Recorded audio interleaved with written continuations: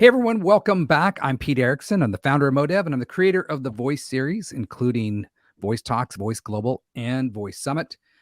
This is part of our thought leadership series where we interview some of the leaders that are really shaping the future of conversational AI across many different verticals and capabilities. And today I'm excited to be talking about retail because we're seeing the transformation of retail before our very eyes. And certainly voice-driven retail is at the forefront of the way the industry is really taking shape. Of course, we know that the pandemic's had an enormous impact on all of us at our homes, and we're starting to use the tools in front of us and our apps and devices in new and interesting ways and pushing the envelope. One company doing that is Blutag. And I'm really excited to bring up the co-founder of Blutag, Shilp Agarwal. Shilp, welcome to the interview. Hey, Pete. Thanks for having me. Well, first off, I would love for you to give us a little bit of the backstory on Blutag. Tell us about, when you founded the organization. You have a co-founder there. How did you come together and sort of crystallize on this idea of bringing voice to the retail industry? Absolutely. Yeah. So, my background has been in digital retail pretty much all my career. Prior to starting Blutag, I founded another company selling jewelry online, ran that for a good 15 plus years. And, while building that business, we did that in early days of e-commerce. And, building that, there was, we didn't have all the tools that we have today. We didn't even have Shopify back then. Right. So, right. Building that, building the technology from ground up, we pretty much looked at every single aspect of retail and how it impacts digital experience. And when doing that, even basic things like, so one thing that we knew selling jewelry online, selling diamonds online was that, the cost to acquire that customer was going to be extremely high. There was no doubt about that. But at the same time, we also knew that these are probably going to be one of the most elite customers that you can find online. I mean, these people are buying engagement rings by putting a credit card online, right? In the early 2000s. So, we were able to kind of do that early on really well, just because of the fact that there was not that many options that you could do online, where you could not buy jewelry online, from a lot of different places. But then, we also hit bumps like around the 2008 times with the financial crisis, and, selling things that people don't really need, wasn't very exciting. So at that point, we really started looking at, you could call it raw data science back then, simple things like if somebody came and bought an engagement ring, how do we make sure that they also buy their wedding band from us by, simply even doing manual work, like they came back to the site 3 months later after buying an engagement ring and, saying that, okay, they came back, let's try to make a newsletter where we can show them matching bands and kind of send it to them in a very manual way. It started working. Right. Created a team of people actually doing that, and then, automated that process. So since then, for me, it's always been about one-on-one personalization. Maybe for me, it was maybe more important because of the kind of product we were selling. But then, you realize that it doesn't matter if it's a luxury item or if it's a consumable. Segmentation is never going to be as powerful as personalizing it one-on-one. So when these initial, Alexa devices coming in, it was like an instant reaction that to be able to understand somebody's intent through voice and deliver personalized shopping is eventually how bulk of the shopping will happen. And that's kind of how Blutag was born. Well, I'll tell you what, you are one of the entrepreneurs that gets in very early to a space, right? And certainly, it's funny. You and I share a common background, and I was in the jewelry business in the 1990s. And I worked on a lot of nationwide programs with traditional retailers. And then I did venture a little bit into the online world when e-commerce started. So you and I can definitely talk about that to have that, as we have that common background. But I can see the trend here now with you is that you do spot trends very early on. You get in and you work through a lot of the challenges. You solve problems that the industry hasn't solved yet, right? You have to invent your own tools, develop your own capabilities. Back when you were starting that e-commerce company during the .com boom, everything had to be built from the ground up.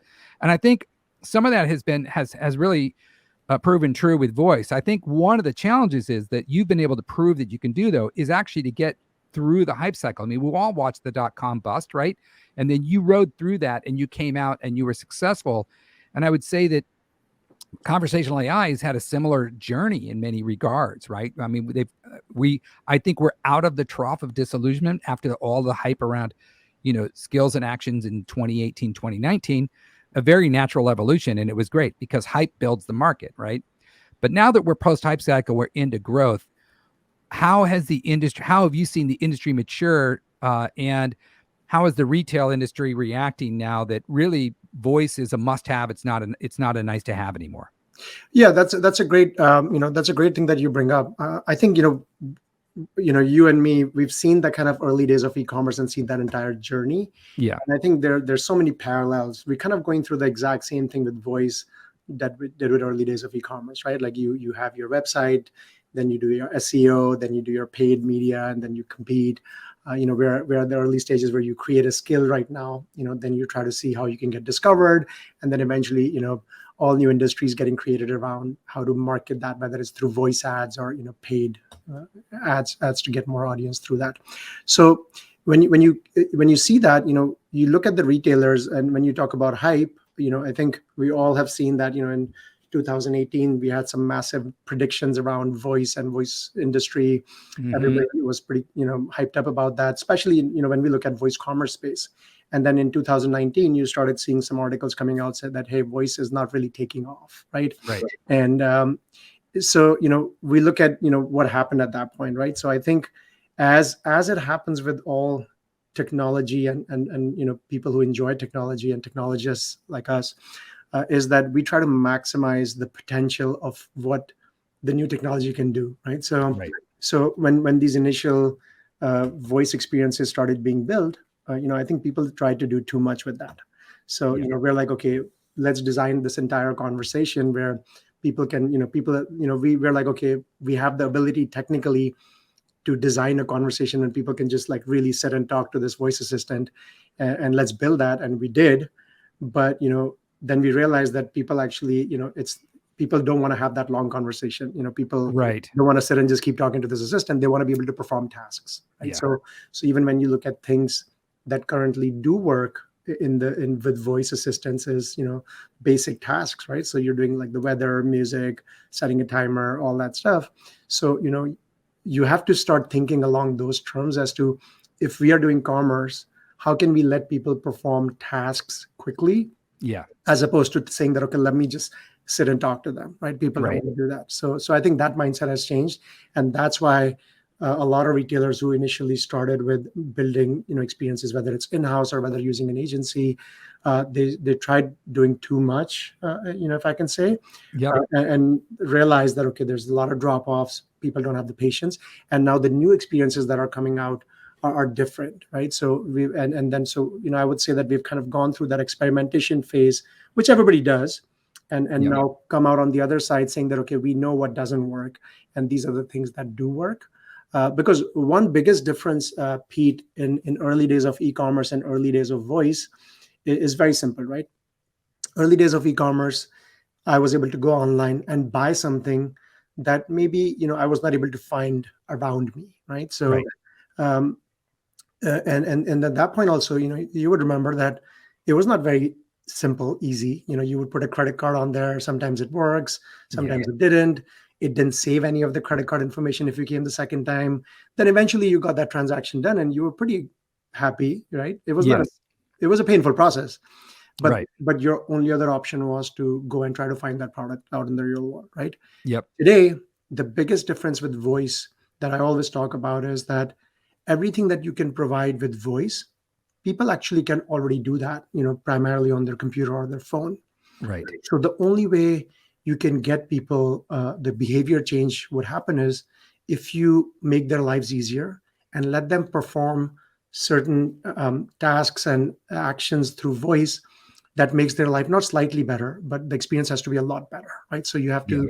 think about how can you make something easy enough that it becomes their default modality of how they want to interact with a certain function of shopping for us. So how do we do that? And also I would love to know, where can consumers experience, where would they experience Blutag's technology? Is it via the device in the kitchen? Is it via the mobile app?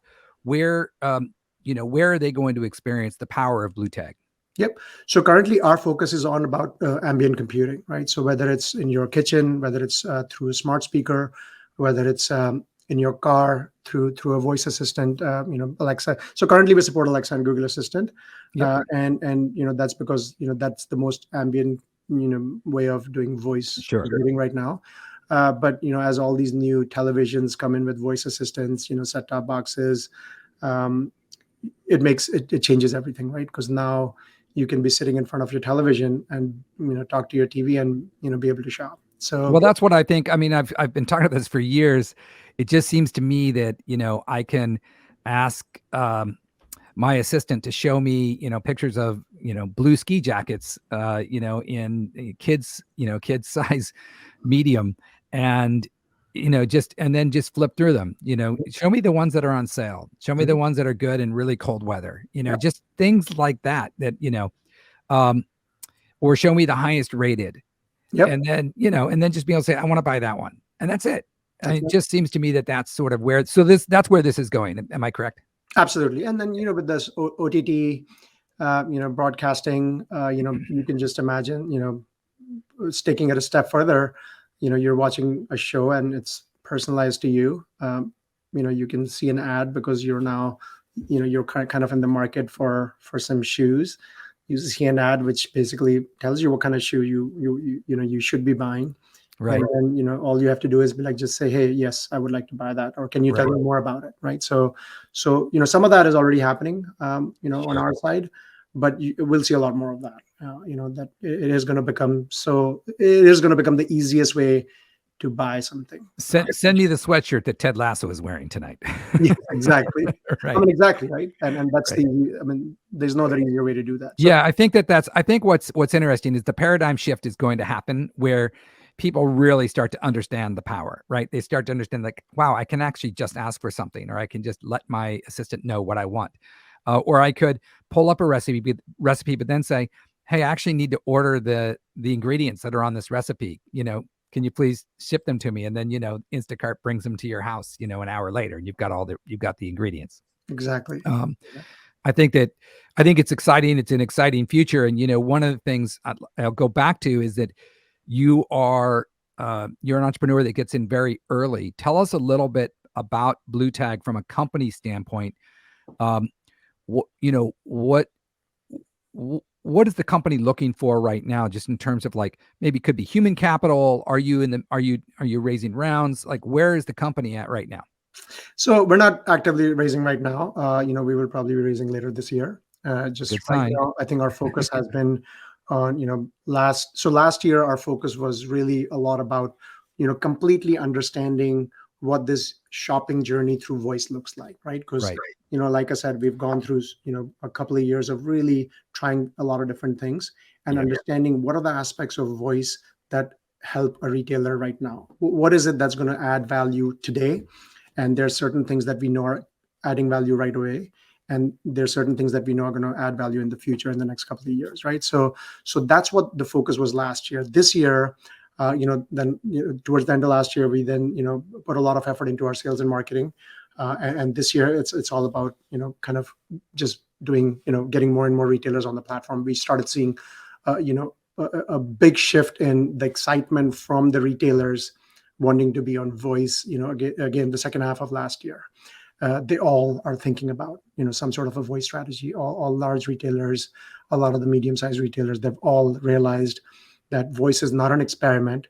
It is going to be a part of shopping journey. How do we get started? And we're kind of just helping all the retailers get on that right now. Thank you for that. I'm excited to hear that that you're looking to raise later on. It seems like you have some really good traction. Retailers are starting to figure it out. You're seeing a lot of stories about voice out at the edge of retail as well. So whether it's through quick service restaurant drive-throughs, that is, and it's interesting. I think that one of the comments I saw just made so much sense, and that is that there's a lot of talk about the labor shortage, in in retail and in quick service restaurants, and AI and voice and conversational AI is filling that gap. And that's interesting. We it's always been talked about that AI could replace workers, but and that's a lot of times been positioned as a negative thing, right? Where you're going to take jobs away. But actually, what AI and conversational AI is starting to do is actually fill a gap that we have in our economy now, a labor gap, which is really interesting. And now labor can actually go do things that are more valuable, which I think is fascinating. Shilp, one interesting thing I think that we haven't talked about yet is accessibility.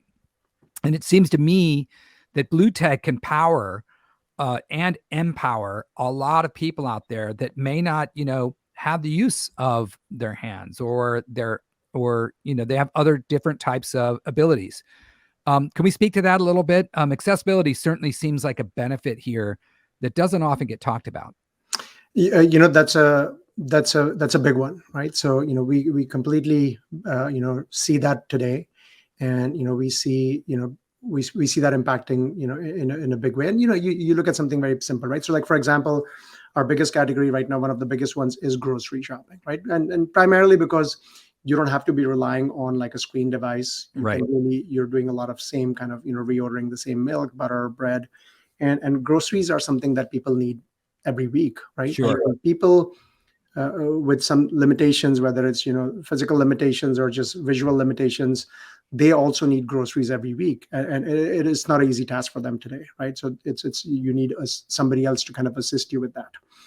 What voice is doing is that it's actually making that aspect extremely easy for even something as basic as helping people do their grocery shopping, right? And Sure. a lot of the new, when you start looking at where these devices are, like even a lot of senior homes now, a lot of them have Alexas and Google Assistants kind of in all the rooms, because it helps them, whether they want to call somebody, if they're feeling some sort of pain, or they want to get somebody's attention, or they want to just order something. You can kind of see that it is the easiest way for them to do that, as opposed to even pulling out a phone, touch screen, or a computer. So Sure. I think it's going to make a huge impact.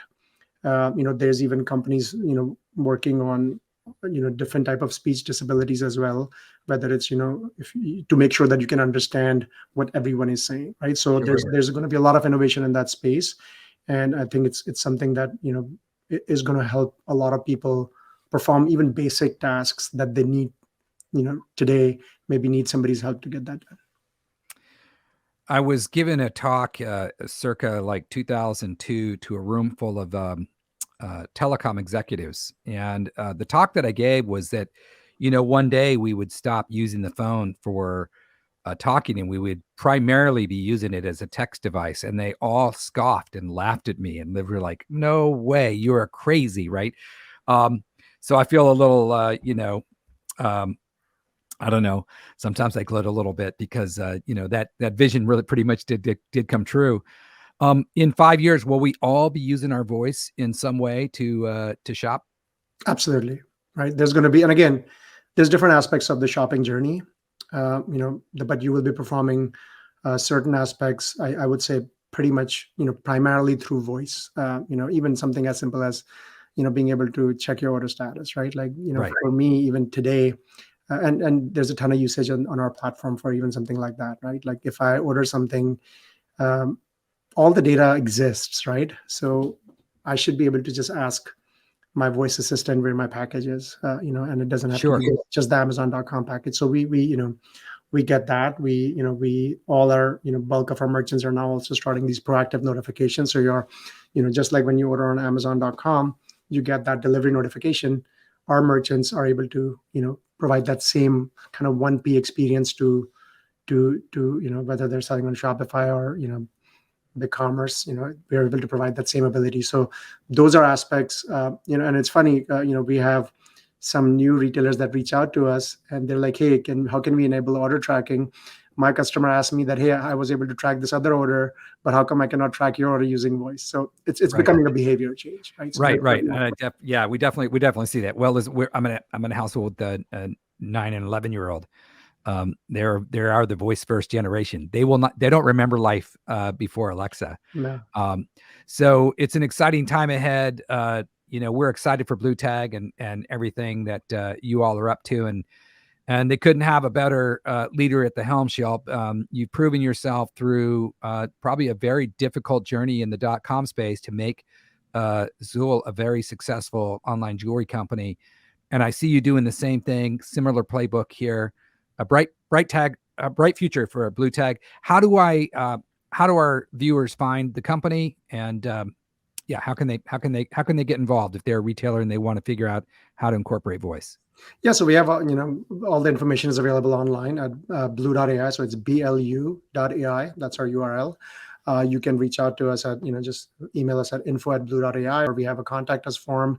We have a lot of tools up there for retailers as well. I think a lot of times retailers try to figure out what is going to be the value that they're getting by enabling a voice assistant.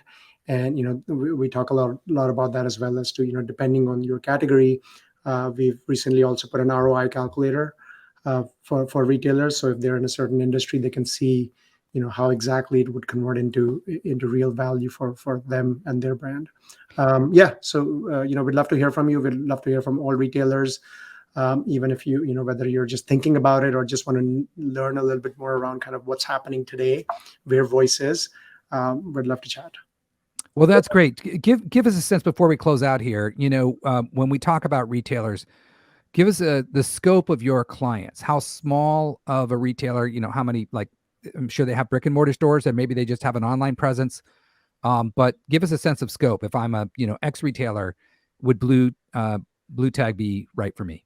So we actually have customers ranging from an individual trying to sell stuff online to enterprise customers, which basically are large retailers. There's, depending on the use cases, we have different types of products. We even have like a Shopify app, for example, right? If you want to enable something as simple as like a delivery notification, we actually have a free app for that. Where you can go as an individual. Because one thing that I didn't talk about is that and you see that is that even something, let's say I'm a new brand and I'm trying to launch myself. You ship out and you have a Shopify store, very easy to get online, and you go and you ship an item. Alexa then can give you a delivery notification saying that, hey, your product from XYZ brand is out for delivery. The power of hearing that voice, the brand's name, like we always talk about eyeballs, right? Right. You can see the brand's name. If you see it enough times, it becomes a brand for you. The being able to hear that brand's name, yes, is so powerful that it really, you kind of ingrains that into your mind. Yes. When you combine that visual of a brand with that visual of a name, so even if it's a small brand, it really helps them become you've leveled the playing field for Absolutely. Retailers to be able to deliver an experience that delight people. And I think that's awesome. Well, thank you for that, Shilp, and thank you so much for joining us today. And we're excited for you. We're rooting you on, and we will hope to see you this fall at Voice 2022, which we all believe that by that time we're going to be able to more effectively get together. And we did get together in December. It was great to see you. Hadn't seen everybody in 2 years, but I'm really, really hopeful that this fall we'll have you back and see you in person again in Arlington. Thank you, Pete, and I appreciate all you do for the voice community, and it's always a pleasure.